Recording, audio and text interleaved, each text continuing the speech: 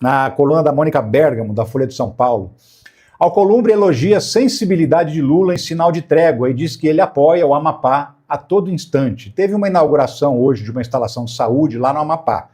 E o ministro, o Alexandre Padilha, da Saúde, está presente. Estava lá também o Davi Alcolumbre, porque ele é do Amapá, né? E aí, na hora de fazer o discurso, ele falou, olha, você, Padilha, leve esse recado para o presidente, que é muito sensível, que sempre apoiou o estado do Amapá, que é um homem de grande sensibilidade, ou seja, rasgou elogios para o Lula.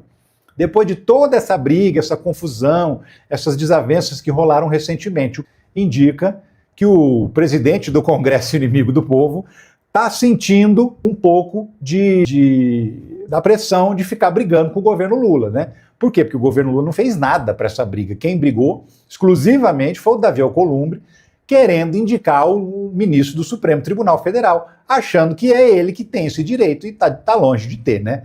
Então o Alcolumbre fez esse aceno, inclusive essa outra matéria do Brasil 247 também fala disso. Alcolumbre acena para Lula e elogia sensibilidade, compromisso e espírito público do presidente da República. Pois é.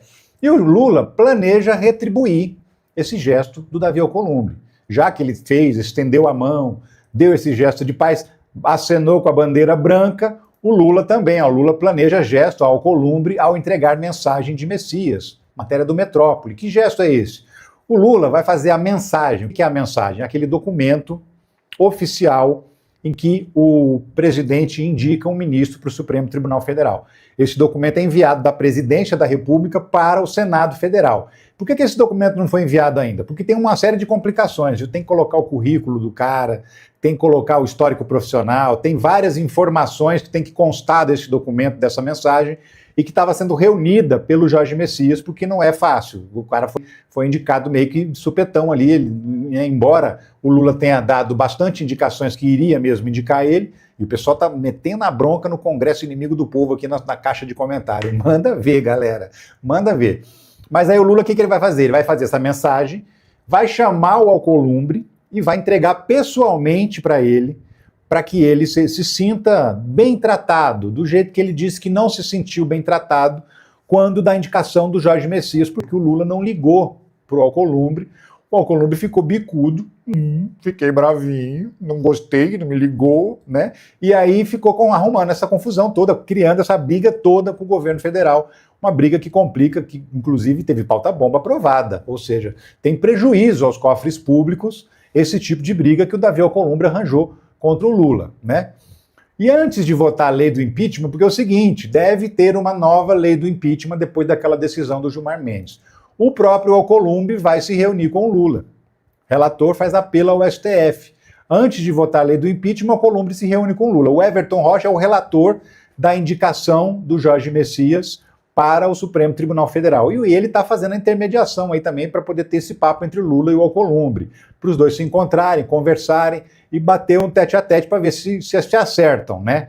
Então é o seguinte, vai ter um encontro nos próximos dias do Lula com o Davi Alcolumbre para tentar acertar os ponteiros, resolver os problemas que estão aí no meio do caminho, que estão atrapalhando a vida do governo no Congresso Nacional, e que não é pouco, porque o governo já tem vida difícil na Câmara dos Deputados, né?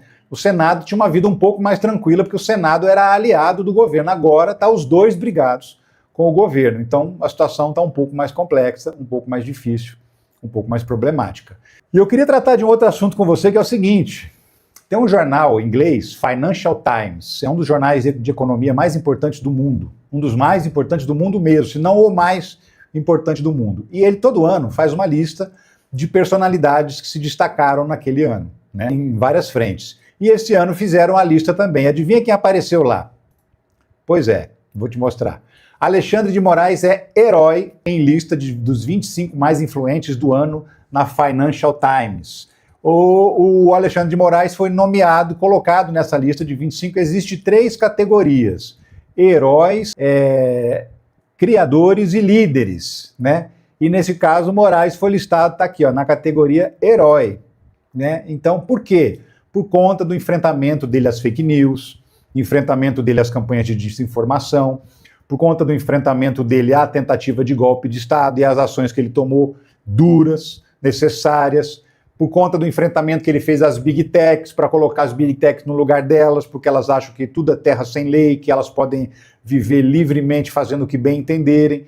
Então, por conta de todas essas ações, toda a coragem que o Alexandre de Moraes apresentou, mostrou nos últimos tempos, ele foi escolhido uma das 25 pessoas mais influentes do ano pelo Financial Times, e entre essas 25 pessoas ele entrou na categoria herói. E aí os bolsonaristas estão com o cotovelo em carne viva, já estão passando remédio dos dois lados, porque está uma dor de cotovelo que você não imagina, né? Tá precisando de curativo, ir lá ao hospital para fazer um curativo no cotovelo, a bolsonaristada, porque a coisa não tá boa para eles não. E aí, continuando falando do Supremo Tribunal Federal, eu até comentei sobre isso ontem, né? Comentei meio en passant, assim, meio rápido, mas vamos comentar isso de novo aqui que é importante.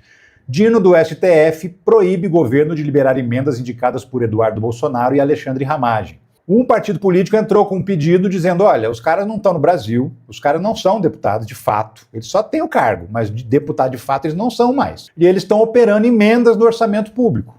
Estão mandando dinheiro para aliados, mandando dinheiro para os esquemas deles. E eles nem são deputados mais, esse dinheiro é nosso, dinheiro do povo, como é que faz? Aí o Flávio Dino decidiu exatamente nesse sentido. Olha, eles não são deputados, eles estão foragidos do Brasil, né? Um condenado por golpe de Estado, o outro fugiu porque quis fugir, porque nem tem mandado de prisão contra ele, o caso do Eduardo Bolsonaro. No caso do Alexandre Ramagem, condenado, né?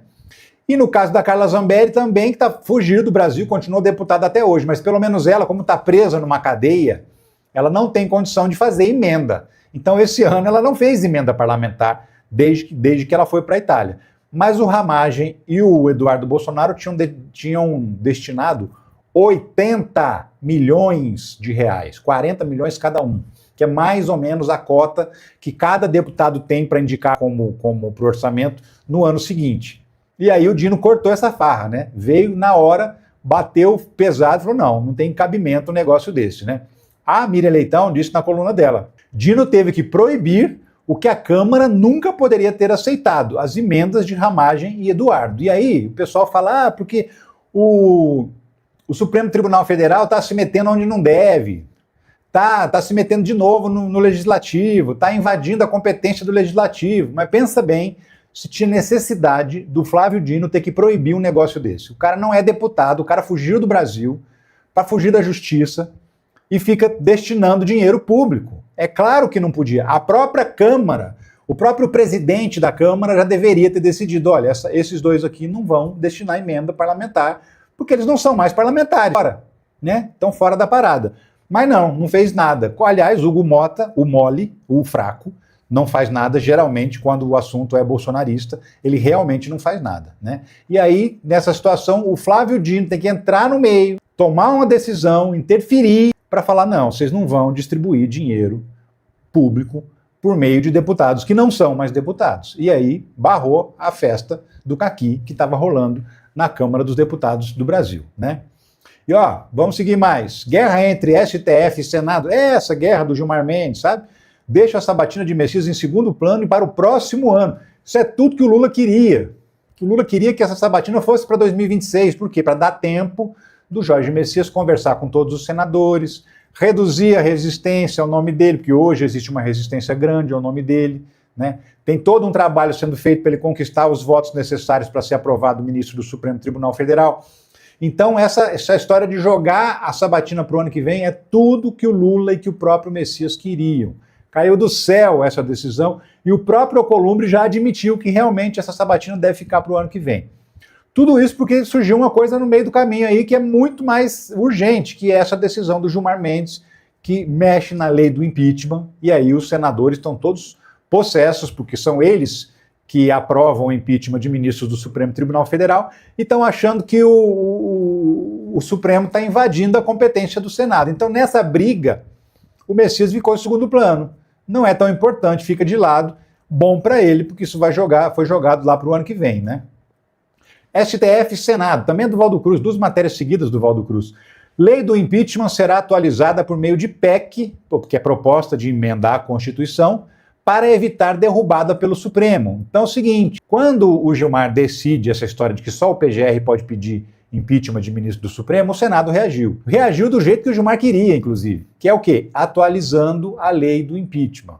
É isso que eles vão fazer, né? Vão atualizar, vão criar um meio termo aí, nem tão apertado quanto o Gilmar, nem tão frouxo quanto era a lei de 1950. Vai ter umas mudanças aí para dificultar um pouco esses pedidos de impeachment do ministro do Supremo Tribunal Federal, até porque isso está virando festa do caqui, está virando bagunça, toda hora entra um pedido de impeachment, já são 81 pedidos de impeachment protocolados no Senado, metade, 42, é do Xandão, só o Flávio Dino, que acabou de entrar no Supremo, já tem 8 pedidos de impeachment contra ele, ou seja, é utilização desse pedido de impeachment como uma ferramenta de coação, uma ferramenta de pressão contra os ministros do Supremo Tribunal Federal. Imagina o cara pensando, pô, não posso tomar determinada decisão, porque senão vão votar meu impeachment.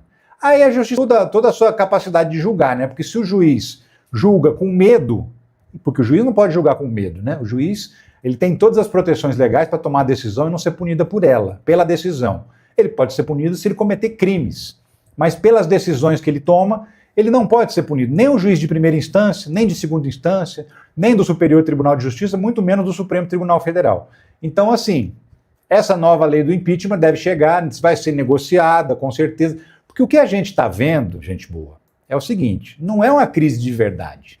O que a gente está vendo é a dança do acasalamento entre Senado e Supremo Tribunal Federal.